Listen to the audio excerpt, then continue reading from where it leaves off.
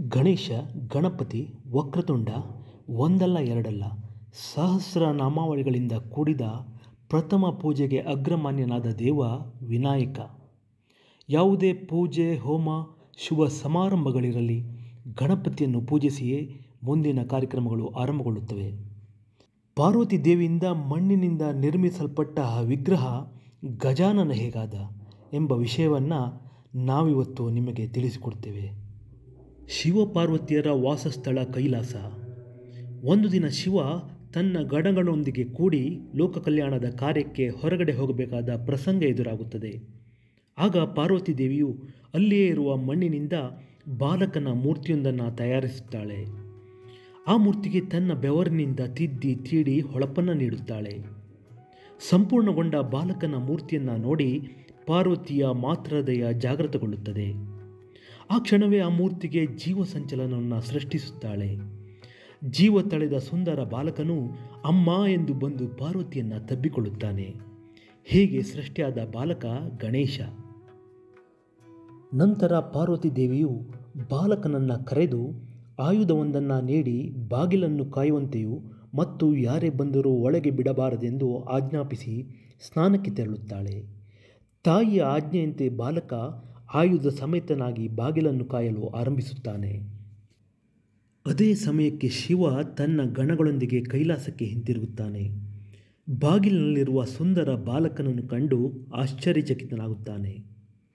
ನೀನು ಯಾರು? ಯಾಕಿಲ್ಲಿ ನಿಂತಿರುವೆ? ಮತ್ತು ದಾರಿಯಿಂದ ಪಕ್ಕಕ್ಕೆ ನಿಲ್ಲು ಎಂದು ಸೂಚಿಸುತ್ತಾನೆ. ಆಗ ಶಿವನನ್ನು ತಡೆದು ಬಾಲಕ, ನಾನು ಪಾರ್ವತಿ ದೇವಿಯ ಮಗ. ನನ್ನ ತಾಯಿಯ ಆಜ್ಞೆಯಂತೆ ಬಾಗಿಲನ್ನು ಕಾಯುತ್ತಿರುವೆ ಮತ್ತು ಯಾರನ್ನೂ ಒಳಗೆ ಬಿಡಲಾರೆ. ನೀನು ಸಹ ಒಳಗೆ ಪ್ರವೇಶಿಸಬೇಡ ಮತ್ತು ಈ ಕೂಡಲೇ ಈ ಜಾಗದಿಂದ ತೆರಳು ಎಂದು ಆಜ್ಞಾಪಿಸುತ್ತಾನೆ. ಇದನ್ನೆಲ್ಲ ನೋಡುತ್ತಿದ್ದ ಶಿವನ ಗಣಕ್ಕೆ ಬಾಲಕನ ಉತ್ತರ ಉದ್ದಟತನವೆನಿಸುತ್ತದೆ. ಕೋಪಗೊಂಡು ಬಾಲಕನ ಮೇಲೆ ದಾಳಿಯನ್ನು ಆರಂಭಿಸುತ್ತಾರೆ. ಆದರೆ ಬಾಲಕ ಅವರಿಗೆ ಹೆದರದೆ ದಿಟ್ಟತನದಿಂದ ಹೋರಾಡಿ ಅವರನ್ನೆಲ್ಲ ಸೋಲಿಸುತ್ತಾನೆ. ಇದನ್ನೆಲ್ಲ ನೋಡುತ್ತಿದ್ದ ಶಿವನಿಗೆ ಕೋಪ ನೆತ್ತಿಗೇರುತ್ತದೆ. ಸಾಕ್ಷಾತ್ ಶಿವನೇ ಬಾಲಕನೊಂದಿಗೆ ಹೋರಾಟ ಆರಂಭಿಸುತ್ತಾನೆ. ಶಿವನ ಹೊಡೆತವನ್ನು ತಾಳಲಾರದೆ ಬಾಲಕ ಅಮ್ಮ ಎಂದು ಚೀರುತ್ತಾನೆ. ಆಗ ಶಿವ ತನ್ನ ತ್ರಿಶೂಲದಿಂದ ಬಾಲಕನ ತಲೆಯನ್ನು ಕತ್ತರಿಸುತ್ತಾನೆ. ಆ ಒಂದು ಕ್ಷಣ ಎಲ್ಲರೂ ಸ್ತಂಭೀಭೂತರಾಗಿ ನೋಡುತ್ತಾ ಇರುತ್ತಾರೆ. ಎಲ್ಲರಲ್ಲಿಯೂ ಏನೋ ದುಗುಡ.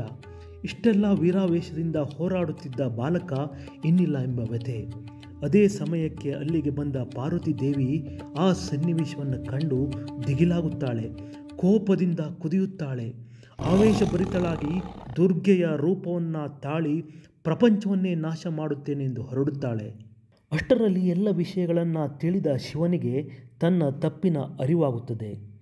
ಇದನ್ನೆಲ್ಲ ತಿಳಿದ ಮಹಾವಿಷ್ಣು ಮತ್ತು ಬ್ರಹ್ಮದೇವರು ಅಲ್ಲಿಗೆ ಬರುತ್ತಾರೆ. ಎಲ್ಲರೂ ಸೇರಿ ಪಾರ್ವತಿಯನ್ನು ಸಮಾಧಾನಪಡಿಸುತ್ತಾರೆ. ಬ್ರಹ್ಮ, ವಿಷ್ಣು, ಮಹೇಶ್ವರರು ಸೇರಿ ಬಾಲಕನನ್ನು ಮತ್ತೆ ಬದುಕಿಸುವ ಬಗೆಯನ್ನು ಕಂಡುಕೊಳ್ಳುತ್ತಾರೆ. ಉತ್ತರ ದಿಕ್ಕಿನಲ್ಲಿ ಪ್ರಯಾಣಿಸಿ ಮೊದಲು ಸಿಗುವ ಪ್ರಾಣಿಯ ತಲೆಯನ್ನು ಬಾಲಕನಿಗೆ ಜೋಡಿಸಬೇಕೆಂದು ತೀರ್ಮಾನಿಸುತ್ತಾರೆ. ಶಿವನ ಆಜ್ಞೆಯಂತೆ ಉತ್ತರ ದಿಕ್ಕಿಗೆ ತೆರಳಿದ ಶಿವಗಣಕ್ಕೆ ಆನೆಯೊಂದು ಎದುರಾಗುತ್ತದೆ. ಆ ಆನೆಯ ತಲೆಯೊಂದಿಗೆ ಅವರು ಕೈಲಾಸಕ್ಕೆ ಮರಳುತ್ತಾರೆ.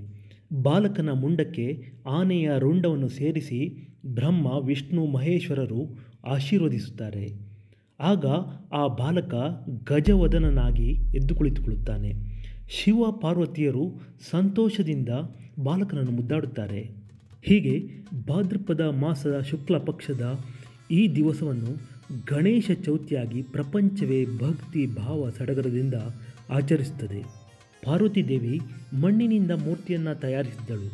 ಹಾಗೆ ನಾವು ಸಹ ಯಾವುದೇ ಕೃತಕ ಬಣ್ಣವನ್ನು ಬಳಸದೆ ಮಣ್ಣಿನಿಂದಲೇ ತಯಾರಿಸಿದ ಮೂರ್ತಿಯನ್ನು ಪೂಜಿಸೋಣ ಎನ್ನುತ್ತಾ ಇನ್ನೂ ಹೆಚ್ಚಿನ ಪುರಾಣ ಕಥೆಗಳೊಂದಿಗೆ ಭೇಟಿಯಾಗೋಣ.